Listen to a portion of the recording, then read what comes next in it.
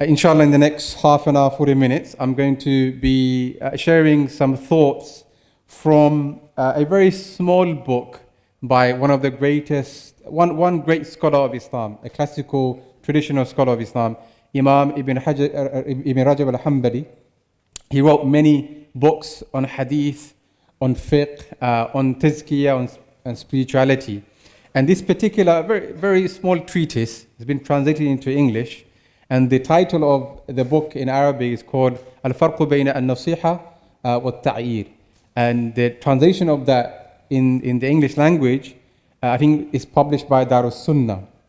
The difference between shaming and advising. The difference between shaming and advising. It's a very small treatise, but it's a very, I think, profound book, especially for our time, especially given the surge of social media warfare, if you like, the surge of social media debates and discussions, whether it be Facebook or WhatsApp or Telegram, TikTok, Instagram, and there's so many different other platforms that I potentially I don't know of. But there's a lot of brothers and sisters and even knowledgeable people who go into discussions and debates on social media. And there's a lot of kind of videos are being made by brothers and sisters, or refuting that person, refuting that group, refuting that scholar. One person makes a video, 5-minute video refutation of another person, and that other person has to make another 10-minute video, and the third person comes in, makes another 10-minute video, and the fourth person comes in and makes a refutation of all of the other three people. Another person, I'm not joking, by the way, I'm not exaggerating. This really happened, if you don't know, right? This really happened. About 10 people come, and at the end, they don't know what they were debating about, what they were refuting each other about, right?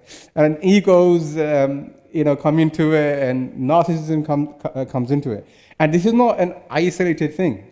It happens quite frequently, unfortunately, in the Muslim social media, whether it be in Twitter. And Twitter, subhanAllah, I'm on Twitter, but I don't engage Twitter that much.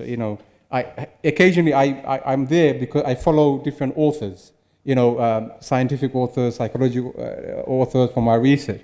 And subhanAllah, a couple of months ago, I spent probably to really defend another friend of mine a few days, and it made me really sick.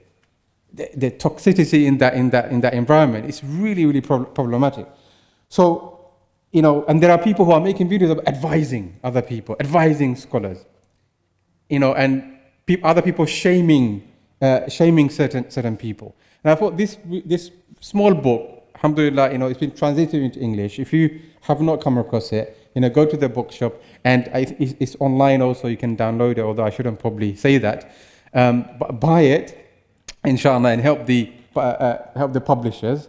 It will take you probably a couple of hours. It took me probably a couple of hours to go through. It's very, very small, but the meanings are, very profound in my opinion. So I'm going to, inshallah, share some thoughts, basic thoughts. The reminder, really, all these things, points we should all know already. But it's a reminder for myself, a reminder to everyone else. In particular, if you have children, young people in your family, educate them and get them to take heed about these points. And Imam Ibn Rajab al-Hanbali, he mentioned many different verses, right? To back up his point. He was a scholar of Quran and Sunnah. He mentioned a verse and mentioned a hadith and some statements of the early salaf of the scholars. And he mentioned a very important verse. When Allah subhanahu wa ta'ala talks about the Prophet sallallahu alaihi wasallam, how the Prophet sallallahu alaihi wasallam was. And I thought it was pertinent to really begin this reminder to myself and everyone here and who was watching online with this particular verse. Allah says about the Prophet sallallahu alaihi wasallam, لَقَدْ جَاءَكُمْ. Or he addresses the Muslims, the Quraysh. He said, لَقَدْ جَاءَكُمْ رَسُولٌ مِّنْ أَنفُسِكُمْ عَزِيزٌ عَلَيْهِ مَا عَنِتُّمْ حَرِيصٌ عَلَيْكُمْ بِالْمُؤْمِنِينَ رَءُوفٌ رَحِيمٌ. Amazing verse, subhanAllah. Indeed, a messenger has come to you. Indeed, a messenger has come to you. لَقَدْ جَاءَكُمْ مِنْ أَنفُسِكُمْ. From among yourself. He was not a stranger. He's not an angel.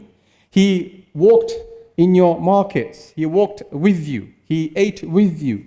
He played with you. He is from among you. He's not an alien. He's not a stranger. Indeed, a messenger has come to you. A messenger has been sent to you by Allah subhanahu wa ta'ala. From among yourself, you should know how he is. You should know his gentle nature. You should know his personality. You should know his characteristics. Azizun alayhi ma anittum. And he feels pain because of the pain that you go through. It hurts him, sallallahu alayhi wasallam, to see you suffer. It pains him to see you suffer. It makes him feel, anguish inside that he sees you suffer. Harisun alaykum, and he's always eager for your benefit. He's always looking to how to benefit humankind, how to benefit mankind. Pure-hearted, clean-hearted. Harisun bil mu'minina ra'ufur rahim. For the believers, to the Muslim, for the believers, he is the most, the gentle and most gracious and merciful. Sallallahu alayhi wasallam. In another verse, we know the famous verse, right? That Allah subhanahu wa ta'ala arsalnaka illa rahmatan lil alamin. O Prophet Muhammad sallallahu alaihi wasallam, we have not sent you except as a mercy for mankind. And the Quran is replete about the mention of the Prophet sallallahu alaihi wasallam and his characteristics and his personality and behavior sallallahu alaihi wasallam. The Prophet sallallahu alaihi wasallam, he came as a giver of glad tidings, right? He came as a giver of glad tidings, and he encouraged the companions, Bashiru wala tunaffiru. Give glad tidings, be positive, and do not, make people run away from me. Yassiru wala tu'assiru. And make things easy for people and do not make things difficult for people, as long as it's according to the Quran and Sunnah of the Nabi sallallahu alayhi wasallam. On that basis, in order for us to understand the concept of nasiha in Islam, advising in Islam, and the difference between that and shaming, we have to understand how the Prophet ﷺ dealt with the companions, how he even dealt with his adversaries, those who wanted to assassinate him, sallallahu alayhi wasallam. He did not want to harm anyone. He did not want to even harm a fly. He didn't want to abuse anyone. He didn't want to hurt anyone, either intentionally or unintentionally, because he was sent as a mercy for mankind. And when he taught people, listen, even before wahi, we know from the seerah, even before wahi, he was known as Al-Amin, the trustworthy. He was known as someone who people can rely upon. He was known as someone who was honest, authentic, sincere. He did not tell a lie, sallallahu alayhi wasallam. He did not deceive people. He did not manipulate people. He was pure-hearted. And from an early age, we know from the authentic hadith that Allah subhanahu wa ta'ala cleansed his heart and to make his heart pure, sallallahu alayhi wasallam. Now, before I go into it, I want to just really touch upon few concepts. Few terms, a couple of terms: shame, advising, and also guilt. Shame and guilt. Sometimes shame and guilt are used interchangeably by experts. Right? Shame and guilt. If I ask you, what's the difference between shame and guilt? Who can say it? Are there any difference between shame and guilt? Is there any difference? Anyone? You have to come close. Or you have to shout, and I'm not sure if shouting would be conducive to this environment. What's the difference are there any differences between shame and guilt? And if there are, what are the differences? So shame involves other people. So if you are ashamed, then you are thinking about what others are thinking about you. Good, yeah. Shame involves other, so repeat what you said. The brother is saying shame involves other people, so if you have done something, it involves other people, you feel guilty about what other people think about you. Very good. You feel bad because other people are thinking bad of you. Yeah, that's shame. Guilt is all in yourself. Okay. You feel bad about what you did. Okay, good. Okay, good. Any, that's really, really good. Anything else? Any other way of expressing it? The difference between shame and guilt? This is really important to understand, by the way. Really important. Our scholars, Imam Ghazali, Ibn Rajab, Ibn Hanbali, Ibn Qayyim Jawziyah, they talk about this in great length. Great length.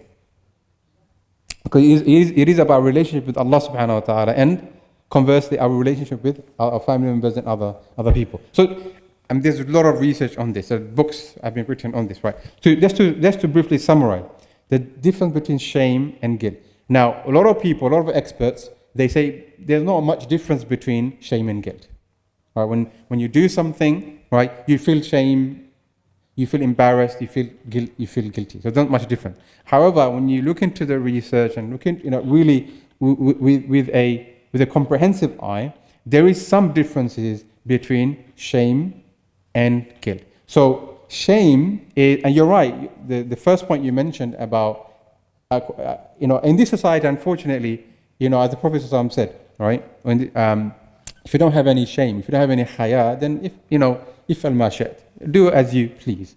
So in our society here, we don't necessarily talk about shame that much. If you look at like in social media, in other platforms, people rarely talk about shame the way we understand shame, because people are doing whatever they want to do, because it's their life. There's freedom, right? It's no one can tell me what to do, right? We have freedom of expression. No one can tell me what to do. I'm not a slave to anyone, right?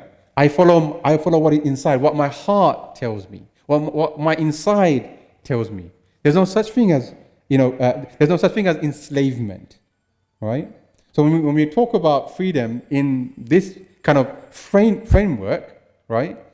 That means there's no such thing as freedom. But we know that in Islam, freedom, is restricted because we are slaves of Allah subhanahu wa ta'ala, right? And what we have to do what He is pleased with us, and we have to refrain from avoid what He has commanded us to avoid. So shame is, I'll give you a practical example. Shame is when you do something, when a person does something, it internalizes it.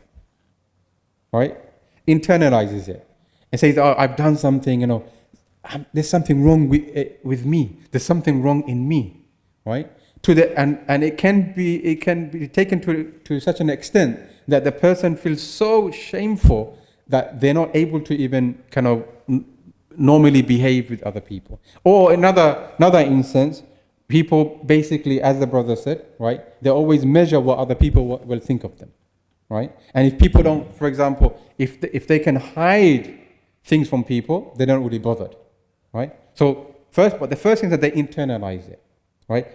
Person done something wrong, person understand that they did something wrong, shameful, they internalize it. They say, I'm a bad person, I'm a sick person, I'm an evil person. And they keep on talking to themselves like this to the point that they develop negative traits. They develop even further negative behavior.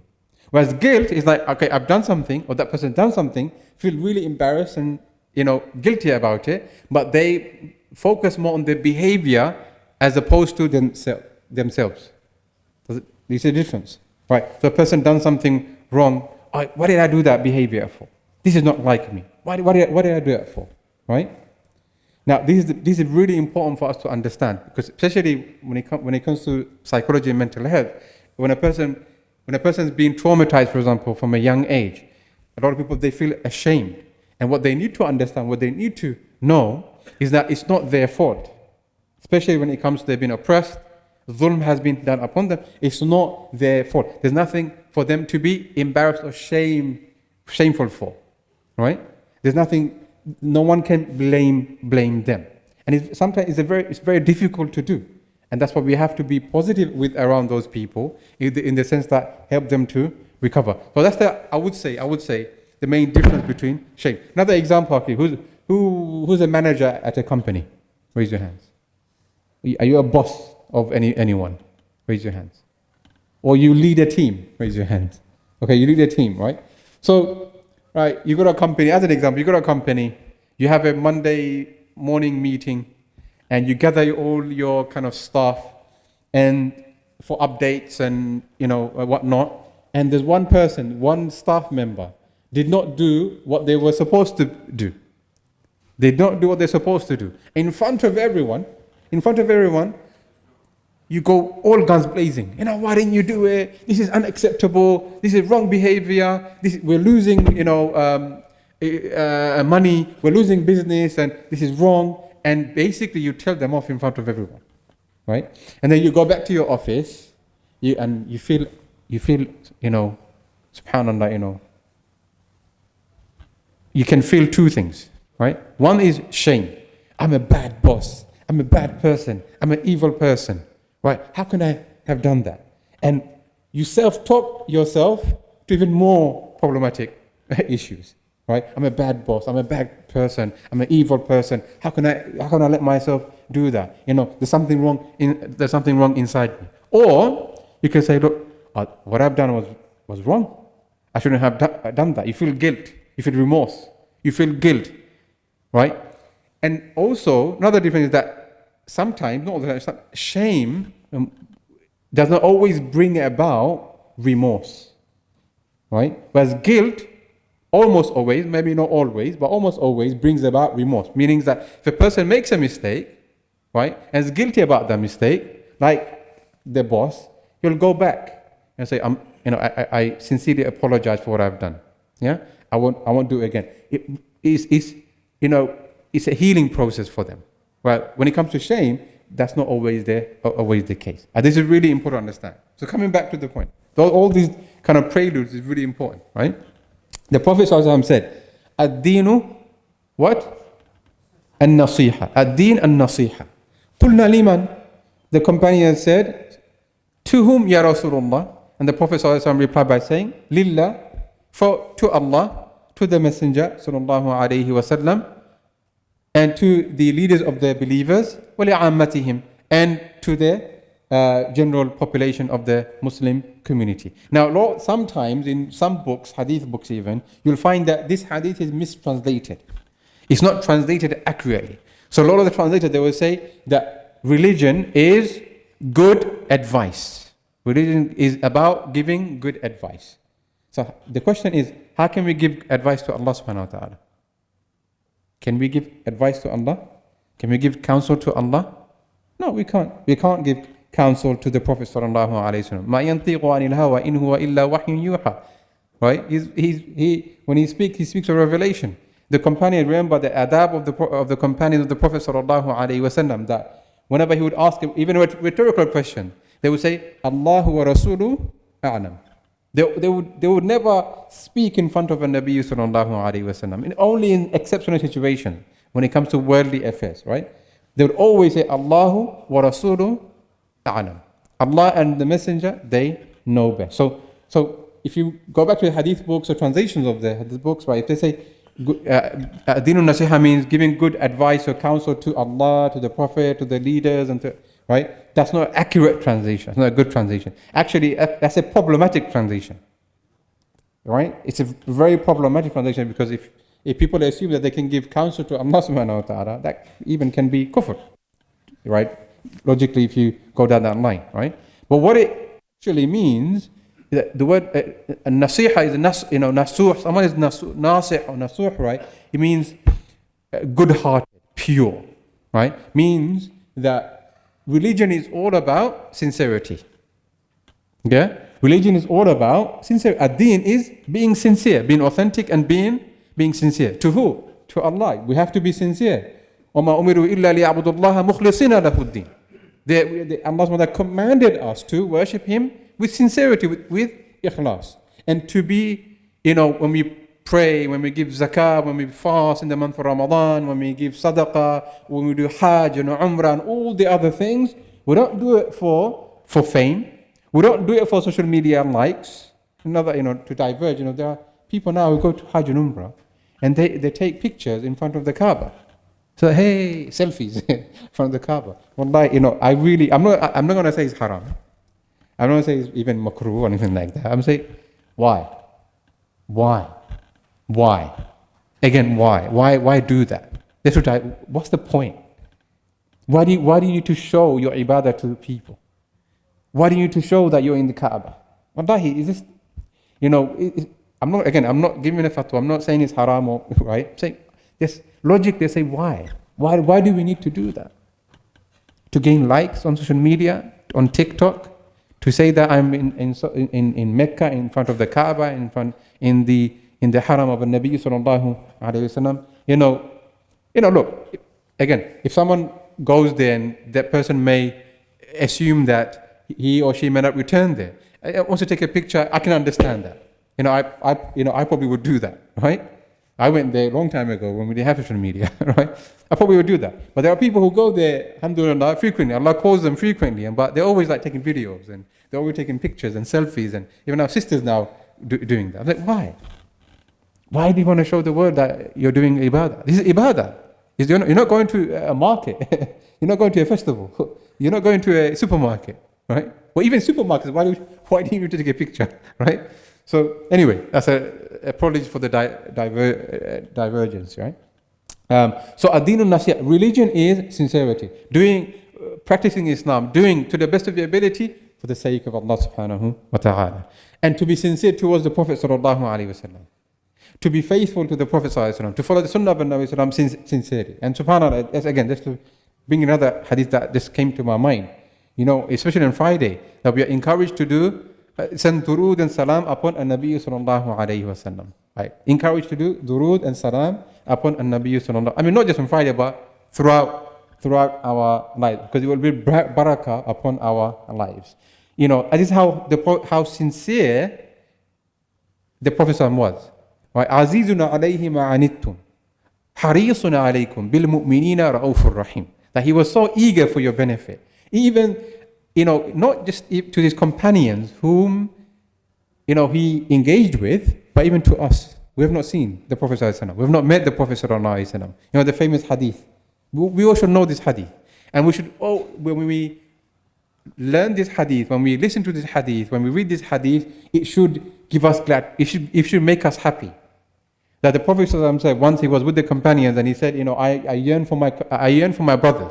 And the companions said, Ya Rasulullah, are we not your brothers? He said, Antum ashabi, you are my companions. My brothers, right? I yearn for my brothers. I desire my brothers, to see my brothers, right? And sisters, right? Are those who will come after me, they will not see me, but they will believe in me, they will follow in my footsteps. Amazing hadith. Amazing hadith. Right? Who are we? Who am I? Who are we? So the Prophet can yearn for. And every time we send salam and durood upon the Prophet, that salam and durood is conveyed to the Prophet.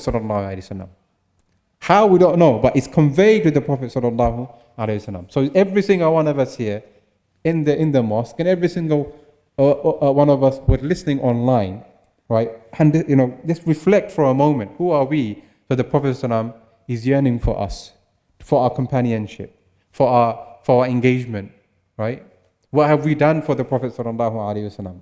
What have we done for the Sunnah of the Nabi sallallahu alaihi wasallam? So, coming back, ad-deenun nasiha, to Allah, to be sincere towards Allah, to the Prophet sallallahu, to leaders, right? You have to be sincere towards the leaders. Give them sincere advice, right?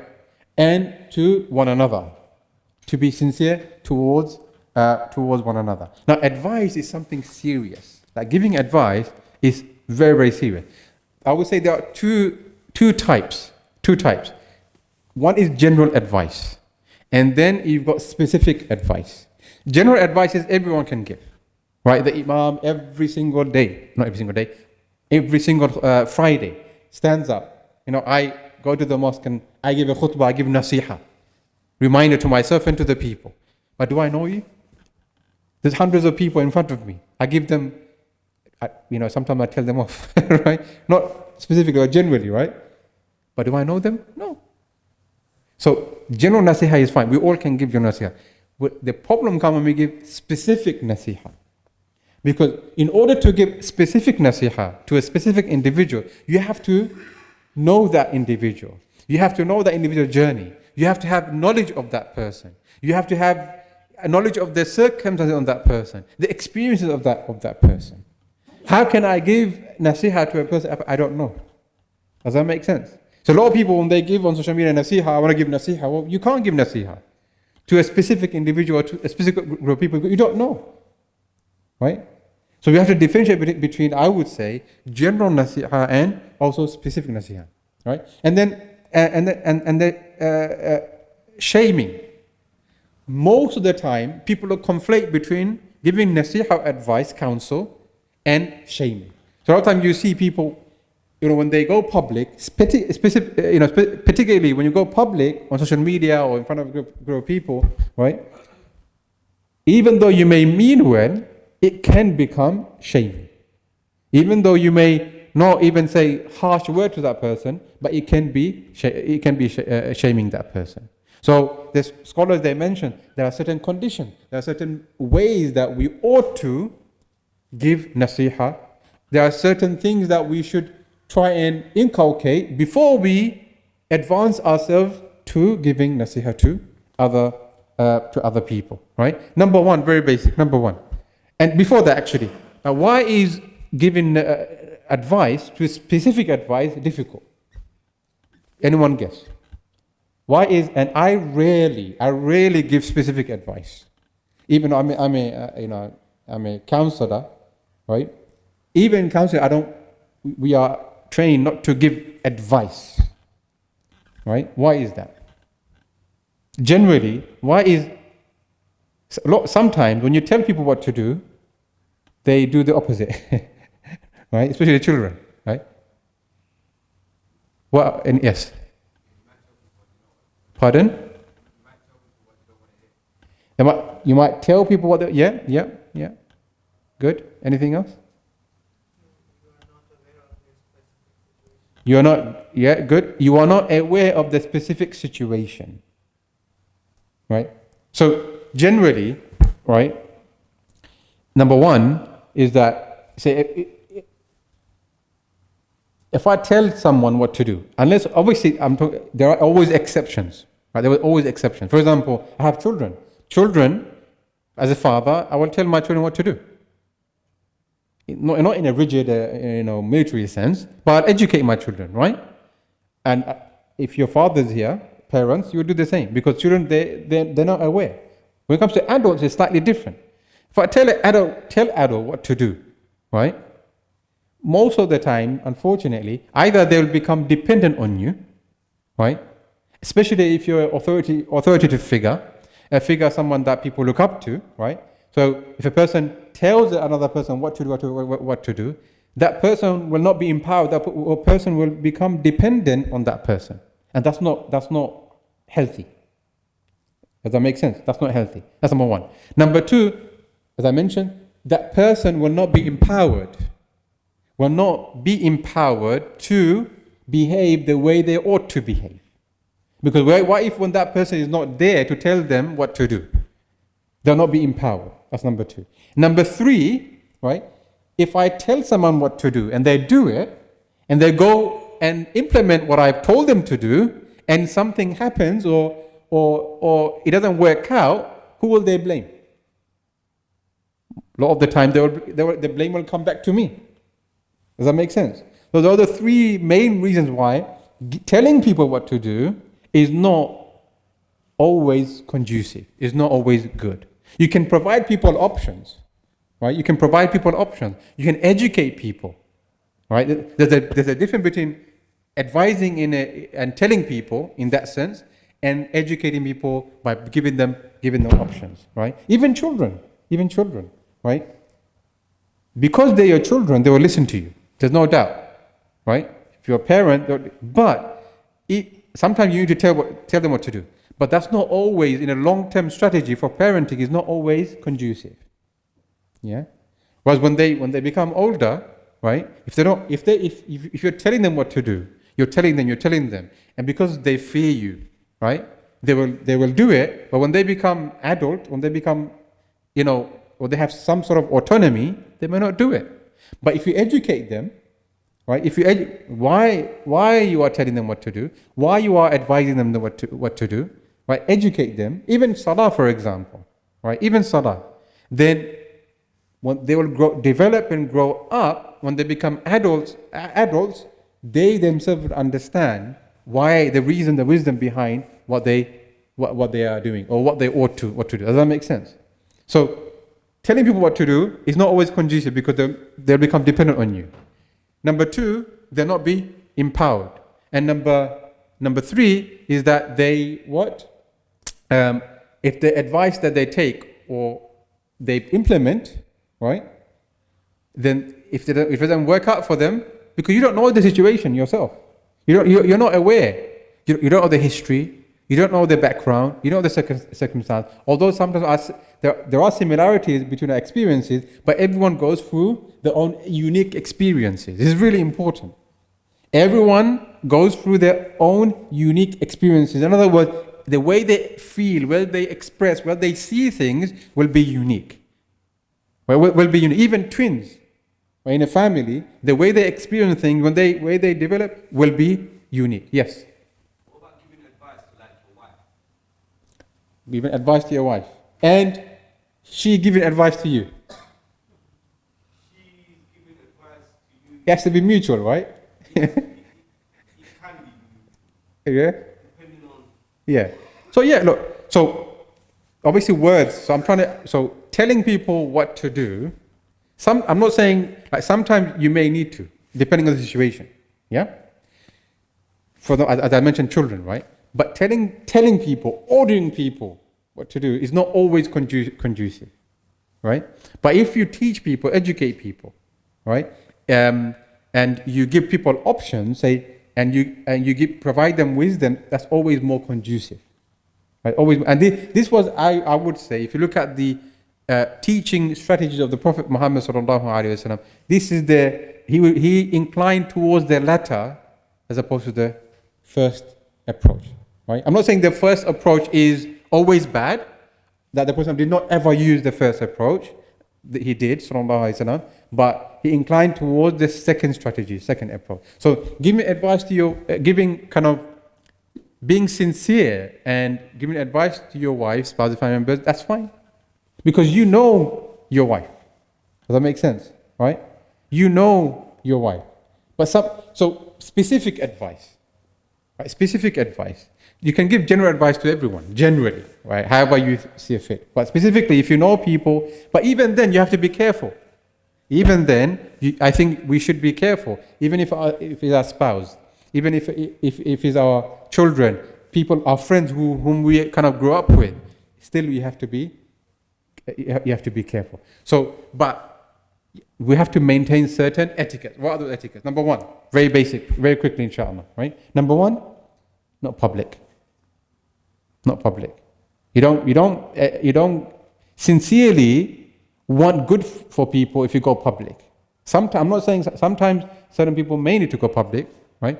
But generally it doesn't work. What happens is that psychologically, people become more manipulative, they basically deceiving, but they go underground. So if they've been doing certain things and you shame them, they go underground. They become more skilled in hiding their shame, if that makes sense. Right? So, but if they see you, because look, Allah subhanahu wa ta'ala created us upon a natural fitrah. In every human being, there's goodness. And if you can tap into that goodness, right? There's no one, whether it be youth, brothers and sisters, no one, right? Who is evil, born evil. Kullu mawlud yuladu ala al-fitra, as the Prophet ﷺ said. So we have to learn the skills to tap into the goodness of the human being, Muslim or non-Muslim. Everyone is born upon a natural fitrah. And because of certain circumstances and environment, propel them to this way or that way. But the skill is to master how to tap into their goodness. And in order to do that, you have to be sincere. Not in public, and not to attack. Sometimes, or a lot of the times, you see social media influencers, they go and make videos, and they say they're giving advice, but actually they're attacking other people. That literally they're attacking other people. They will basically make a video of a famous scholar, right? Famous, teacher. I'm not going to mention names, right? And, because why? Why are you doing it for? Why do you need to do it? There's ikhtilaf in this issue. Why do you need to make a video for? Why do you need to do that for? What's motivating you? I'm not going to question anyone's intention, but we can look at people's motivation through their actions. What's motivating you to do this? Is there a need? So before giving nasiha, do I need to do it, or can someone else do it? Is that context right for me to do it? Will that person actually listen to me or become more defensive if I give him nasiha? Does that make sense? All of these things need to be considered, right? The context, the person, am I the right person, the words that I use, have I created, for example, as a big example, right? What's the what's the dua that we are encouraged to recite straight after salah? Is Allahumma anta salam, ummika salam, yeah, right? And there's a number of other things. One day the Prophet sallallahu alaihi wasallam, Mu'adh bin Jabal. Mu'adh bin Jabal was a great scholar among the companions. From an early age, he became a qadi, and the Prophet ﷺ sent him to where? Who knows where? Yemen, right? To become a qadi. Before he sent him, he was praying, and the Prophet ﷺ turned around, and he said to Mu'adh bin Jabal, Ya Mu'adh, inni uhibbukallah. Oh Mu'adh, I love you for the sake of Allah. Imagine the Prophet ﷺ saying this. And the Prophet, he wasn't fake, right? Some people, they want other people to give an apology or say they're sorry, or they say they want you to say I love you or whatever. But a lot of time becomes fake, right? They don't mean it. They say sorry, they don't mean it. You want people to mean it, right? The Prophet, when he said, Ya Mu'adh, inni uhibbukallah, indeed I love you for the sake of Allah. Mu'adh, this is Mu'adh radiallahu anhu. He's saying, oh, Rasulullah sallallahu alaihi wasallam loves me. There's no one can touch me. I'm untouchable, right? The Prophet sallallahu alaihi wasallam said he loves me. Imagine someone that important saying to a companion, how would he feel? How would you feel? Someone really, really important in your life. How would you feel? Your heart would open up, right? Your heart would open up. And whatever that person says, the words from the lips of that person will melt in your heart. Isn't that correct? The Prophet understood human psychology. So what happens now is that before even building that relationship with people, building that trust with people, they straight away go to give nasiha or tell people what to do, advise or refute and castigate others. No, take the prophetic way, right? Look at the context. See if you need to do it. See if you don't do it, if someone else does it, will that be more conducive? Will that be better? All those different things we have to always consider before giving, as I said, specific nasiha. And don't attack people with your nasiha. When people see that you don't really want good for them, you just basically want to show that you know better, that you are, you don't make mistakes. You want to show you're above that person. That nasiha will not work. That counsel will not work. That person will become defensive. And even our nasiha, or the wrong way we give nasiha, can actually make the person's situation worse. Can drive that person to do more bad things. You see? So it's not a kind of, it's an art, and the scholars have written books on it, right? So before we give specific nasiha, right, we have to consider all of those points. To basically summarize, and final point is the main thing coming back to, the point is ad-dinu an-nasiha. That religion is sincerity to Allah, to the Prophet ﷺ, to the leaders of the believers, and towards each other. Empathizing, and is really, really important, right? Placing ourselves in the shoes of other people. I need to see how other people see things. I need to view things from their worldview. I need to put myself in their shoes. Sometimes even I need to feel the pain that they're going through. And the Prophet ﷺ, he felt the pain. Like if you want to be a true, authentic, sincere nasiha, this is how to do it. And to be an effective advice giver, right, this is how to do it. Like feel the pain that other people are going through. But if you're on your chair, if you're not with the people, if you're on your chair, telling them what to do all the time, like, who are you? Who are you? Right? You're not one of us. You're not one of me. But the Prophet, Allah says about the Prophet, right? لَقَدْ جَاءَكُمْ رَسُولٌ مِّنْ أَنفُسِكُمْ, right? From among yourself. So he's not an elite person, meaning that he's not an alien, he's not a stranger. He's from among you. He cares for you. He loves you. He's a mercy for mankind. He wants good for you. Have you ever seen wanting bad for you? Have you ever seen him do or say anything that is harmful towards you? This is what Allah is saying. Psychologically saying, look, oh Quraysh, this is the Prophet sallallahu alaihi wasallam that I sent, mercy as mankind. Have you ever seen him to be untruthful? Have you ever seen him to be a liar? Have you ever seen him to do anything unwanting towards you? Have you ever seen him to deceive you? No. So listen to what he is saying. Listen to what he is saying. He's giving you good counsel for your dunya and for your akhirah. May Allah SWT give us the ability to practice or preach. May Allah SWT give us the ability to follow the sunnah of the Prophet Muhammad sallallahu alaihi wasallam.